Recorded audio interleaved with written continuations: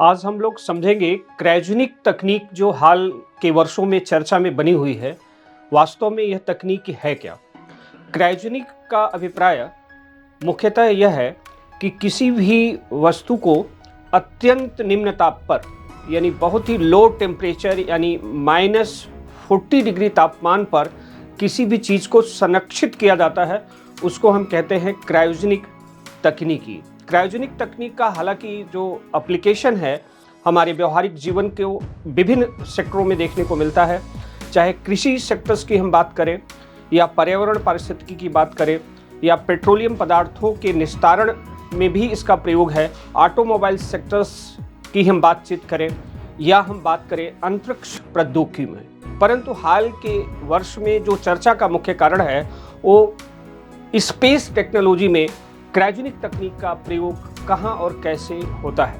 तो इसको समझना है कि स्पेस तकनीक में यदि भारी वजन के उपग्रहों को अंतरिक्ष में प्रक्षेपित करना है तो उसके लिए आवश्यकता होती है क्रायोजेनिक तकनीकी। क्रायोजेनिक तकनीक में मुख्य रूप से दो गैसों को प्रयोग में लाया जाता है, जिसमें हम हाइड्रोजन और ऑक्सीजन का प्रयोग करते हैं। हाइड्रोजन को हम -253 डिग्री और ऑक्सीजन को -183 डिग्री तापमान पर प्रिजर्व करते हैं, यानी इन दोनों गैसों की जो दहन क्षमता होती है वो प्रति ग्राम बहुत अधिक होती है। इससे भारी वजन के उपग्रहों को हम अंतरिक्ष में ले जा सकते हैं। भारत क्रायोजेनिक तकनीक के विकास और अनुसंधान के लिए लंबे समय से काम कर रहा है और इसका प्रयोग हम लोग GSLV रॉकेट के तीसरे चरण में करते हैं।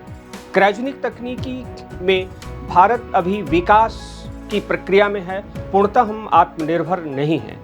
फ्रांस, अमेरिका, रूस, चीन, जापान क्रायोजेनिक तकनीक में आत्मनिर्भर देश हैं, जिनमें से भारत क्रायोजेनिक तकनीक का इजाद, विकास और अनुसंधान करने वाला विश्व का छठा देश है।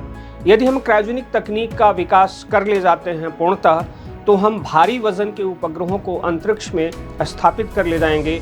साथ ही साथ ऐसे रॉकेट का विकास कर ले जाएंगे जो कि अंतरिक्ष में उपग्रहों को स्थापित करने के बाद पुनः वापस आ जाएगा और जिसका प्रयोग हम बार बार कर सकते हैं। यानी आप लोगों ने हाल ही में देखा होगा कि एलन मस्क की जो कंपनी है स्पेस एक्स ने रॉकेट को अंतरिक्ष में जाने के बाद पुनः वापस सफलतापूर्वक स्थल पर यानी एक हैंगर में स्टेशन पर आकर के वापस आई, जो कि निजी क्षेत्र और सार्वजनिक क्षेत्र में एक विश्व कीर्तिमान था कि ऐसा कोई भी रॉकेट बना जो अंतरिक्ष में जाने के बाद बहुत कम समय में सफलतापूर्वक अंतरिक्ष में उसी स्थान पर पुनः वापस आ गया। यदि भारत इसमें सफलता हासिल करता है क्रायोजेनिक तकनीक में, तो भारत भारी वजन के उपग्रहों को अंतरिक्ष में छोड़ देगा। साथ ही साथ भारत के गगनयान जो अंतरिक्ष में मानव भेजने के मिशन हैं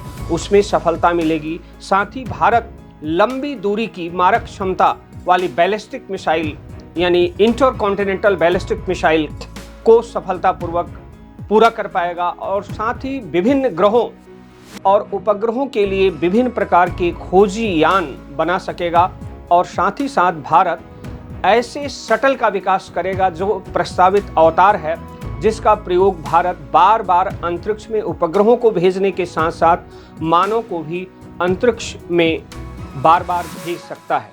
क्रायोजेनिक तकनीकी में यदि हम बातचीत करें तो इसी तकनीक की मदद से यूरोपियन यूनियन का जो शक्तिशाली रॉकेट है एरियन, इससे कई हजार करोड़ रुपए विदेशी मुद्रा की प्राप्ति करता है और इसी क्रायोजेनिक तकनीक के बदौलत अनेक प्रकार के मिशन को सफलतापूर्वक अंतरिक्ष में स्थापित कर चुका है। क्रायोजेनिक तकनीक के हालांकि इस्तेमाल मेडिकल साइंस में व्यापक स्तर पर किया जाता है, जिसमें ब्लड बैंक से लेकर जो जीवन रक्षक या हमारे शरीर के जो बहुत ऐसे अंग हैं जो कि हम जिसे संरक्षित करने के लिए प्रयोग कर सकते हैं, उसमें प्रयोग किया जाता है।